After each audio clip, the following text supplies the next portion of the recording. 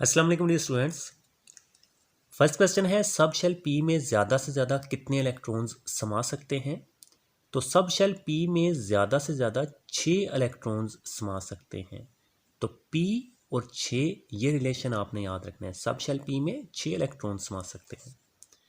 अच्छा next students, दूसरा question है दूसरे शेल में कितने सब शेल्स होते हैं। तो दूसरे शेल एल में पहले तो आपने ये याद रखना है कि फर्स्ट शेल जो है वो के होता है और दूसरा शेल एल होता है। तो एल में 2 सब शेल्स होते हैं, एस और पी। ठीक हो गया जी। तो यहाँ पर ये मैंने दूसरे भी लिख दिए हैं, ये भी आप तैयार कर लीजिएगा। तो जो फर्स्ट शेल होता है वो के होता है, इसमें जस्ट एस सब शेल होता है। और दूसरा एल होता है, इसमें एस भी और पी भी। तीसरा एम होता है, इसमें एस पी और डी। और चौथा एन होता है, इसमें एस पी डी और एफ सब शेल्स होते हैं। अच्छा नेक्स्ट क्वेश्चन है कि एक इलेक्ट्रॉन पहले 2p सब शेल और फिर 3s सब शेल क्यों पुर करता है। तो इलेक्ट्रॉन्स शेल्स को उनकी बढ़ती हुई एनर्जी के मुताबिक पुर करते हैं। कम एनर्जी वाला शेल पहले, जबकि ज़्यादा एनर्जी वाला शेल बाद में मुकम्मल होता है। तो जिसकी एनर्जी कम होगी वो पहले पुर होगा और जिसकी एनर्जी ज़्यादा होगी वो बाद में फेल होगा। चूँकि 2p सब शेल की एनर्जी 3s सब शेल से कम होती है, तो जो 2p की एनर्जी है वो 3s से कम होती है। इसीलिए एक इलेक्ट्रॉन पहले 2p सब शेल और फिर बाद में 3s सब शेल को पुर करता है। तो बढ़ती हुई एनर्जी के मुताबिक पुर किया जाता है स्टूडेंट्स। पहले इलेक्ट्रॉन्स उस शेल्स को पुर करते हैं या सब शेल्स को पुर करते हैं जिसकी एनर्जी कम है, फिर उसके बाद उससे ज़्यादा, फिर उससे ज़्यादा और फिर सबसे ज़्यादा वाली। अच्छा नेक्स्ट क्वेश्चन में हमें बताया जा रहा है कि अगर किसी एटम के और एल दोनों शेल्स मुकम्मल तौर पर पुर हो जाएं तो उनमें मौजूद इलेक्ट्रॉन्स की कुल तादाद कितनी होगी। ठीक है, जो इन्फॉर्मेशन है कि के और एल दोनों शेल्स मुकम्मल हैं तो टोटल इलेक्ट्रॉन्स की तादाद कितनी होगी। तो स्टूडेंट्स, के शेल में ज़्यादा से ज़्यादा 2, जबकि एल शेल में ज़्यादा से ज़्यादा 8 इलेक्ट्रॉन्स समा सकते हैं। तो यहाँ पर जैसे देखें, ये तो होगा न्यूक्लियस। ये पहला जो शेल है ये के होता है, इसमें सिर्फ 2 इलेक्ट्रॉन समा सकते हैं। दूसरा शेल ये वाला एल है, इसमें 8 इलेक्ट्रॉन्स समा सकते हैं। तो आप बताएं कुल कितने हो गए। 2 + 8 करेंगे ना, 2 को 8 में प्लस कर देंगे तो एटम में कुल 10 इलेक्ट्रॉन्स होंगे। तो जस्ट ये बेसिक इंफॉर्मेशन आपको पता होनी चाहिए, तो इस क्वेश्चन का आप आंसर ईजिली कर लोगे। अच्छा नेक्स्ट है एम शेल में कितने इलेक्ट्रॉन्स समा सकते हैं। तो एम शेल में ज़्यादा से ज़्यादा 18 इलेक्ट्रॉन्स समा सकते हैं। तो स्टूडेंट्स, पिछले क्वेश्चन में हमने देखा कि के में ज़्यादा से ज़्यादा 2, एल में 8 और एम शेल में कितने हो गए 18, मैक्सिमम ज़्यादा से ज़्यादा 18 इलेक्ट्रॉन्स। अच्छा नेक्स्ट क्वेश्चन है हाइड्रोजन एटम की इलेक्ट्रॉनिक कन्फिग्रेशन क्या है। तो हाइड्रोजन एटम में सिर्फ एक इलेक्ट्रॉन होता है स्टूडेंट्स। तो एक ज़ाहिर सी बात है पहले शेल के में होगा ना, तो ये पहला शेल है, इसमें बस एक इलेक्ट्रॉन है। तो पहले के एस सब शेल में एक इलेक्ट्रॉन होगा, तो ये इसकी इलेक्ट्रॉनिक कन्फिग्रेशन, पहले के एस में जस्ट 1। अच्छा नेक्स्ट क्वेश्चन है कि फास्फोरस का एटॉमिक नंबर क्या है, इसकी इलेक्ट्रॉनिक कन्फिग्रेशन लिखें। तो फास्फोरस पी ये इसका सिंबल है, इसका एटॉमिक नंबर 15 है। पास इसके एक एटम में 15 इलेक्ट्रॉन्स होते हैं। तो अब हम इसकी इलेक्ट्रॉनिक कन्फिग्रेशन देखते हैं। तो इसके इलेक्ट्रॉनिक कन्फिग्रेशन ये है, अब देखें स्टूडेंट्स, टोटल इलेक्ट्रॉन्स कितने हैं 15। तो के में 2 हो गए क्योंकि मैक्सिमम 2 ही समा सकते हैं। एल में 8 हो गए, अब टोटल कितने हो गए 10। तो फिर एम में कितने होंगे, क्योंकि हमने 15 पूरे करने हैं तो 10 तो पहले 2 में हो गए, तो तीसरे में फिर 5 होंगे ना। तो अब इन सब को आप प्लस कर लें तो ये 15 बन जाएंगे। इसी तरह से ये फिगर भी आपने इसके मुताबिक बना लेनी है। एंड अब बात करते हैं शेल्स और सब शेल्स के लिहाज से।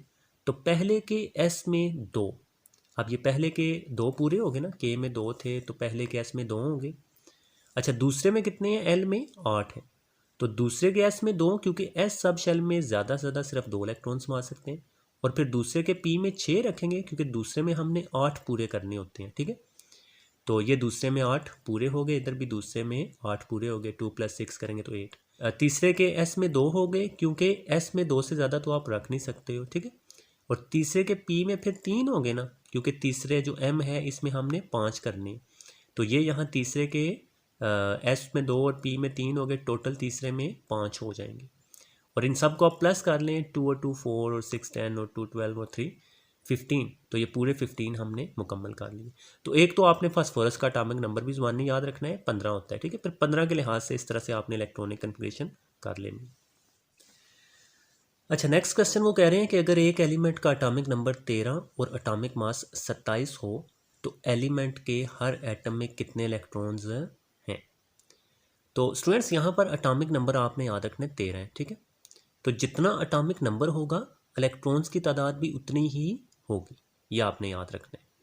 क्योंकि एटॉमिक नंबर जो है वो प्रोटॉन्स की तादाद होती है, तो किसी एटम में प्रोटॉन और इलेक्ट्रॉन्स की तादाद बराबर होती है। चूँकि एलिमेंट का एटॉमिक नंबर 13 है तो उसके एक एटम में 13 ही इलेक्ट्रॉन्स होंगे, जस्ट सिंपल, ठीक है। तो ये जो एटॉमिक मास है इससे इलेक्ट्रॉन्स का कोई लेना देना नहीं होता, ये एटॉमिक नंबर आपने याद रखना होता है। अच्छा, नेक्स्ट क्वेश्चन है एटॉमिक नंबर 15 वाले एटम के एम शेल में कितने इलेक्ट्रॉन्स होंगे। स्टूडेंट्स याद रखें, ऊपर हमने ये क्वेश्चन किया था ना, इसमें भी 15 ही इलेक्ट्रॉन्स थे, तो एम शेल में कितने हैं, 5, तो ये इसका आंसर है। तो ऐसे एटम के एम शेल में 5 इलेक्ट्रॉन्स होंगे। क्यों? क्योंकि के में तो 2 हो गए, एल में 8, टोटल ये 10 हो गए, तो एम में फिर 5 ही होंगे ना, तो तब ये टोटल 15 हमने बनाने होते हैं। तो एम शेल में जस्ट हमने बताने थे, तो एम शेल में 5 इलेक्ट्रॉन्स होंगे बस। अच्छा, लास्ट क्वेश्चन है स्टूडेंट्स इस टेस्ट योरसेल्फ का कि एक शेल की ज़्यादा से ज़्यादा गुंजाइश क्या है। तो किसी भी शेल में इलेक्ट्रॉन्स की ज़्यादा से ज़्यादा गुंजाइश 2n² है, जबकि n शेल का नंबर है। तो ये फार्मूला आपको याद रखना है, ठीक है, ये फार्मूला आपने याद रखना है। अब n जो है वो शेल का नंबर है, तो k शेल के लिए चूंकि आपको पता है k पहला शेल होता है, तो n की वैल्यू 1 होगी ना। अब k शेल की गुंजाइश कितनी होगी, इसी फार्मूले में n की जगह हमने 1 पुट करना है। 2n² होता है तो n की जगह हमने 1 लिखा। अब 1 का स्क्वायर स्टूडेंट्स 1 नहीं होता है ना, एक बार एक ही हो गया। अब 2 एक बार 2, तो k शेल में 2 इलेक्ट्रॉन्स मार सकते हैं, या k शेल की गुंजाइश सिर्फ 2 इलेक्ट्रॉन्स ही है। इसी तरह से अगर हम L शेल के लिए चेक करें तो L शेल के लिए n = 2 होगा, क्योंकि ये दूसरा शेल होता है ना, पहला k होता है और दूसरा L होता है। अब L शेल की गुंजाइश में 2n², तो n की जगह हमने 2 पुट करना है ना। अब 2 का मुरब्बा लेना है, तो 2 2 बार 4 हो गया, एंड फिर 2 4 बार 8 हो जाएगा। तो L शेल में 8 इलेक्ट्रॉन्स। इसी तरह M शेल में 18, जबकि N शेल में 32 इलेक्ट्रॉन्स समा सकते हैं। अब स्टूडेंट्स M का ज़रा सोचें, या आप खुद ट्राई कीजिएगा। तो M तीसरा शेल होता है, तो उसके लिए n = 3 होगा, तो यहाँ हम 3 पुट करेंगे। अब 3 का मुरब्बा लेंगे तो वो 9 हो जाएगा, ठीक है, 3 3 बार 9 और 9 2 बार 18 हो जाएगा। तो ये M शेल की गुंजाइश है। इसी तरह से N शेल जो है ये चौथा शेल होता है, तो यहाँ यानी कि N की कीमत वहाँ पर छोटे n की कीमत बड़े N शेल के लिए 4 होगी, तो यहाँ पर 4 पुट कीजिएगा, तो 4 का मुरब्बा लेंगे तो वो 16 हो जाएगा, और 16 2 बार 32 हो जाएगा, तो 32 इलेक्ट्रॉन समा सकते हैं। तो ये गुंजाइश है, इस फार्मूले से हम गुंजाइश फाइंड कर सकते हैं। ओके स्टूडेंट्स, अपना बहुत सारा ख्याल रखिएगा, मिलते हैं आपसे नेक्स्ट वीडियो में, तब तक के लिए खुदा हाफिज़।